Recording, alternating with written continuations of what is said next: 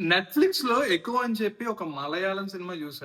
Out of the box concepts ఆలోచించడంలో Malayalam industry the best industry అని చెప్పి మరోసారి ప్రూవ్ చేసే సినిమా ఇది. 'నేనింతే' సినిమాలో మన 'ఇడ్లీ విశ్వనాథ్' గారు చాలా కామెడీగా అంటారు కదా మాట. "నువ్వు కాకపోతే కాకపోతే కుక్కని పెట్టి సినిమా తీస్తానని." ఆ జోక్ ని ఈళ్ళు చాలా సీరియస్ గా తీసేసుకొని అదే బ్యాక్ డ్రాప్ లో సినిమా తీసేసారు. నీకెవరి మీద కోపం వస్తే నువ్వేం చేస్తావు? కొడతావు, తిడతావు, అరుస్తావు. ఏదో ఒకటి చేసి నువ్వు కోపంగా ఉన్నావు అని చెప్పి వాళ్ళకి ఎక్స్‌ప్రెస్ చేస్తావు. కానీ ఒక సేయింగ్ ఉంటది. 'Revenge is best served cold' అని. ఆ సేయింగ్‌కి పర్ఫెక్ట్ డెఫినిషన్ ఈ సినిమా. ఎందుకు ఇలా చెప్తున్నానో మీకు సినిమా చూసిన తర్వాత అర్థమవుతది. నేను దీనికి మించి ఇంకా ఎక్స్‌ట్రాలు ఏం చెప్పదలుచుకోలేదు. బికాజ్ ఏం చెప్పినా కూడా ఈ సినిమాలో స్పాయిలర్ అయిపోతది అండ్ మీ వ్యూయింగ్ ఎక్స్‌పీరియన్స్‌ని చెడదొబ్బుద్ది. So I don't want to spoil it. ఇదొక స్లో బర్న్ థ్రిల్లర్.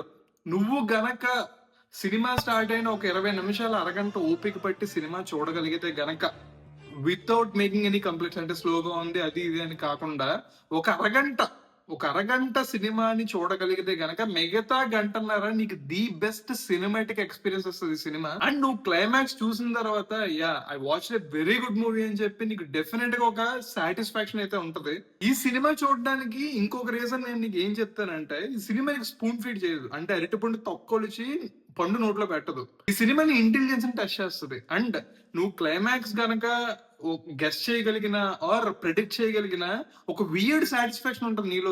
నాకు ఈ సినిమా అర్థమైంది, నేను అర్థం చేసుకోగలిగాను, నేను ముందే ఈ క్విజ్ ని గెస్ చేయగలిగాను ఒక వియర్డ్ సాటిస్ఫాక్షన్ ఉంటది.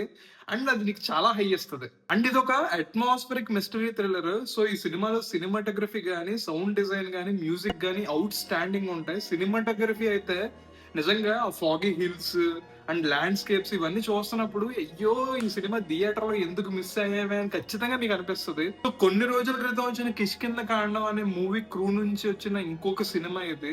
మీరు గనక ఒక మంచి సినిమా చూడాలనుకుంటే గనక go and watch echo.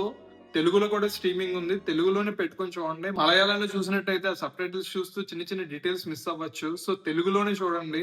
And ఇలాంటి మరిన్ని మూవీ రికమెండేషన్స్ కోసం ప్లీజ్ సబ్స్క్రైబ్ టు సినిమాయ నమః.